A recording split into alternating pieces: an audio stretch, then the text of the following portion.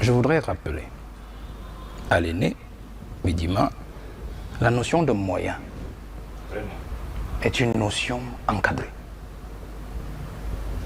Le moyen peut être humain, il peut être humain, il peut être logistique, il peut être financier. Dans ce cas, tous ces trois types de moyens ont été mobilisés pour torturer M. Martinez. Moyens humains de l'État, des agents de l'État. Vous ne cessez pas d'être agent de l'État lorsque vous êtes avec votre famille à la maison à 20h, M. Bidima. Vous restez agent de l'État. Sauf que les actes que vous posez en dehors du cadre de votre travail vous engagent à titre privé. Ça, c'est pour les administratifs simples. Pour le cas des hommes en tenue, ils sont hommes en tenue du premier jour où ils portent le béret jusque dans leur tombe. Ça veut dire que même dans le cas de leur famille, ils sont agents de l'État. Ils posent des actes qui sont répréhensibles comme agents de l'État. Donc M. Danwe, même si c'était un business personnel,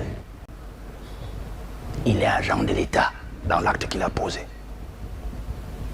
Le véhicule qu'ils ont engagé, son statut est peut-être ambivalent, mais c'est un véhicule, dit-on, qui a été réformé, toujours par un agent de la DGRE, qui était utilisé par un agent de la DGRE, moyen logistique.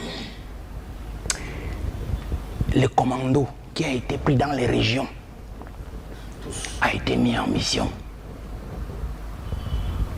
Même s'ils ont tiré leur argent de leur poche, ce sont les agents de l'État. Je vous rappelle, parce que je sais que vous le savez, sur la notion de moyens, pour rentrer dans la polémique sur crime d'État.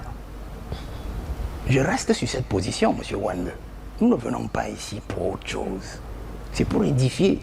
Si moi je n'ai rien à dire sur un sujet, je vous dis, je ne viens pas. Parce que j'estime que j'ai déjà parlé de ça. Ou bien, ça n'apportera pas grand-chose de mon avis à ceux qui vont m'écouter. Crime d'État est différent de crime de l'État. Faites très attention. Parce que j'écoute Maître et je me pose des questions. J'écoute M. Kungaba, je me pose des questions. Le crime de l'État est le crime qui a été fait avec les moyens de l'État. Instruit par l'État. Le crime qui a été fait avec les moyens de l'État. Ça veut dire que M. Danwe va poser cet acte-là. C'est un crime de l'État. Parce qu'un agent de l'État s'est levé de son bureau, a mobilisé d'autres agents de l'État qui sont levés de leur bureau et sont allés poser un acte. Parce qu'ils sont les représentants, ils incarnent l'État. Vous comprenez ça? Et il y a le crime d'État. Le crime d'État, quant à lui, ne se mesure qu'à la finalité. Ce que l'on recherchait quand on posait le crime de l'État. C'est-à-dire quand les agents de l'État se levaient pour aller poser un acte, abattre Martinez Zogo, qu'est-ce qu'ils recherchaient au bout? C'est pour cela qu'on dit coup d'État. C'est-à-dire quand les préparatifs pour renverser un pouvoir ont abouti, on dit coup d'État. C'est un crime d'État. Parce que le crime n'est pas seulement vous avez égorgé quelqu'un. Vous comprenez? C'est aussi un crime de l'État. Quand vous avez tenté de faire un coup d'État et vous n'y êtes pas arrivé. C'est pour cela que l'article 53 de la Constitution de notre pays existe, qui porte devant la haute cour de justice, une cour spéciale, le président de la République, les ministres et les assimilés, qui justement seront reconnus impliqués dans une affaire comme celle dont nous parlons.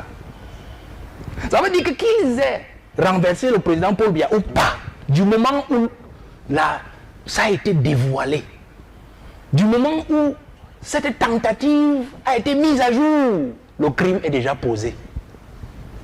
Ce n'est pas parce qu'un voleur est entré chez vous et vous l'avez surpris dans votre salon et qu'il n'avait encore rien volé qu'il n'est pas passible d'être traduit devant un juge. Il a déjà posé un délit. Le délit, il parlait du droit saxon, le trespass to land. Parce qu'il dit le maître dit effectivement qu'il a fait le droit saxon. Le trespass to land. Ça veut dire qu'il est entré par effraction dans une propriété privée. Donc le délit est déjà là. Maintenant, ça peut s'aggraver, le délit peut devenir un crime au cas où on se rend compte que, en l'exploitant, il a fait le trespass to land. Il a transgressé la propriété privée dans le but de venir vous donner la mort. Faites très attention. Ça devient une autre circonstance qui peut conduire à l'aggravation de l'inculpation et de la sanction. Donc, je vous tenais à faire cela parce que je dis... Pourquoi? Je dis crime d'État, crime d'État et crime de l'État. Tout est réuni ici pour qu'on n'ait pas besoin de venir encore, du moins, débattre sur ce qui ne devrait pas être débattu. Monsieur Wende, mais permettez-moi de sortir pour dire que, en 30 secondes, pour dire que, pour moi, le débat n'est plus là. Le débat n'est plus là. Le débat se situe au niveau de qu'est-ce que Biya va en faire. Le peuple, quelqu'un a parlé du peuple tout à l'heure. On m'a dit pourquoi on ne s'est pas levé pour monsieur Monseigneur Bala. Pourquoi on ne s'est pas levé pour Madame Ayafor? Le peuple s'est levé pour Madame Ayafor. Le peuple s'est levé pour Monseigneur Bala. Mais il y a eu un traitement politique à la fin Monseigneur Bala. Ce n'est pas parce qu'on n'en a pas parlé que cela n'a pas eu lieu. Vous comprenez? Mais il faut que vous compreniez que le crime de Martinez Zogo est le crime du ras-le-bol. Parce que les gens disent aujourd'hui que non, Martinez Zogo était un agent social civil comme tout le monde, d'accord. Mais M. Martinez Zogo était un fragment du peuple qui touche à quelqu'un, qu'il soit journaliste, qu'il soit architecte, qu'il soit opérateur économique, qui touche à sa vie, qui verse son sang, a versé le sang du peuple, a versé le sang d'un fragment du peuple. Donc M. Bidima, comme je vous ai toujours dit, même dans un autre plateau, quelque chose vous arrivera demain. Peut-être pas. Je ne vous le souhaite pas. D'accord. Mais moi, je me leverai pour vous défendre. Parce que je ne regarderai pas que vous êtes du RDPC, comme vous êtes en train de dire que Martinez était un journaliste, dont les journalistes n'ont pas droit au soutien du peuple. Non, parce que vous êtes un fragment du peuple. Une fois que quelqu'un a versé votre sang, M. Bidima, moi, fragment du peuple, le maire Nia qui est là, fragment du peuple, l'avocat ici, M. Mbombo, M. Kungaba, nous avons le devoir, j'ai dit le devoir, l'obligation de dire nous voulons la vérité et que ce qui aurait posé cet acte-là soit traduit et sanctionné vertement. D'accord, d'accord.